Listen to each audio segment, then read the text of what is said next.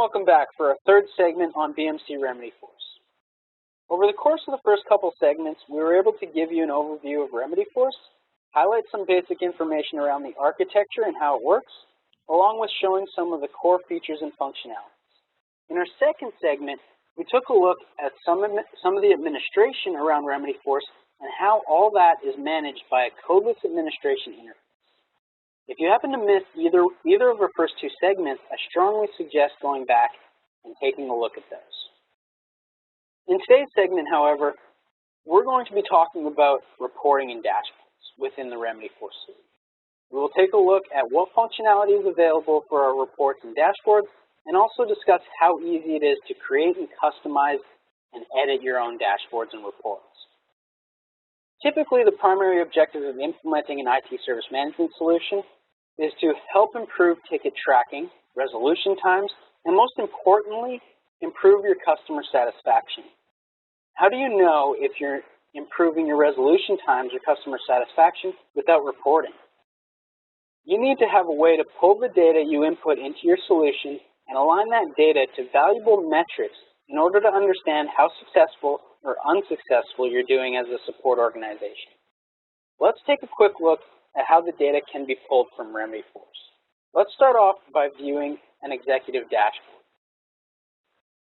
So you can see I already have the executive dashboard up here on my screen, and it provides me a great overview of what's going on within my Remedyforce environment. So I can see some of the current major incidents and broadcasts. I can see my SLA attainments here, along with different tickets that I have open and running. And down at the bottom, I have some additional information, including the number of knowledge articles within my environment and my Remedyforce change calendar, which I also have listed within my dashboard here. Now, there's different options for dashboards, so I don't need to have one generic dashboard for everyone. I have the option to have multiple dashboards for multiple users. So you can see some of these dashboards that I have listed here. Some of them come out of the box. Some of them are custom dashboards that I've gone through and created. This one specifically is an executive dashboard for my executives, so they know what's going on at any given time within the environment. You can, of course, create your own different dashboards within here and make those available to either just yourself or different individuals if you would like.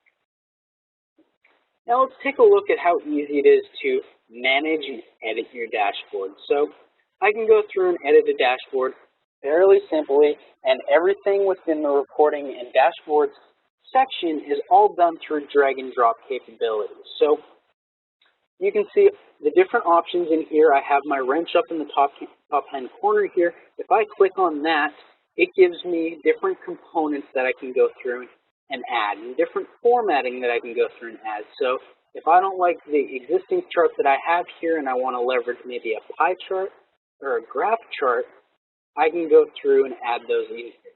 My formatting, again, all those options are available to me, and I can just simply click which ones I want to apply to this specific dashboard.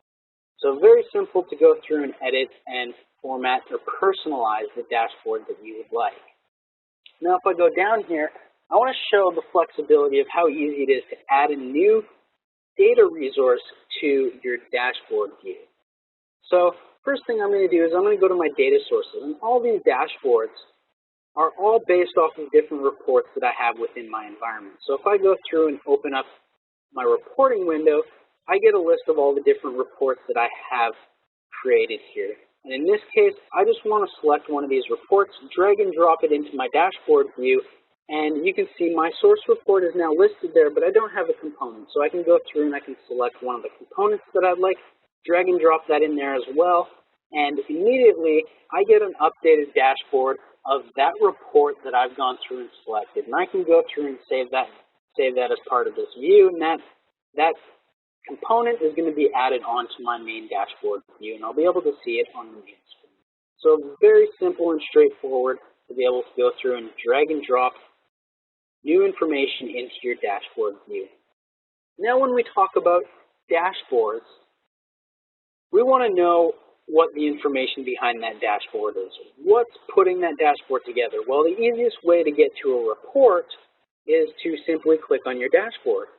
And as I click on my dashboard, I've gone now to my reporting section. I can see my overview dashboard, but I can also see down at the bottom here all of the information that's making up that overview dashboard in a reporting type of format. And I can see all that information here. Let's scroll down. I can print that out, export it, whatever it may be. So my exporting information is here. My run and schedule this report options are right here, so I can schedule this report and email it out to whoever needs to access to this report. Now, in terms of editing these reports, again, this is very straightforward. It's all done through drag and drop. Let's go through and customize this report to show you how quick and easy it is. So you can see I'm now in my report editing tool, and I have the ability to quick and easily drag and drop any of the fields within my incident object, as this is an incident report, into my form here. So if I want client ID, I can drag and drop that in there. If I want, say, client name, I can just point and click as well. So a couple different options. If I drag and drop it, I can also reorganize that information whatever way I'd like to see it. Now, if we go up at the top here, you're going to notice I have a filter, status equals open. Doing filters within Remedyforce reporting is as easy as drag and drop as well. So if I want a specific category, I can simply drag and drop my category field from the left-hand side into my filter section. I can click category equals or not equals. I have a bunch of different options in here that I can leverage, and I simply need to type out the category that I'd like. So if it's BlackBerry here and I want to type out the BlackBerry word and filter on only BlackBerry tickets, I can go through and do that, click OK, save the report, and I'll have access to only BlackBerry typing.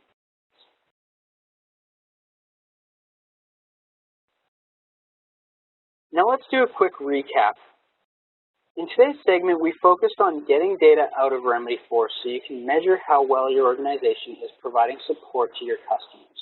We also demonstrated how easy it is to modify dashboards and reports so you can get the information you need from your solution. Thank you for joining us today for our Remedyforce reporting and dashboard segment, and I hope you enjoyed all of our segments. If you have any additional questions or want to learn more about VMC Remedyforce, don't hesitate to reach out to the team here at Flycast. Bye for now.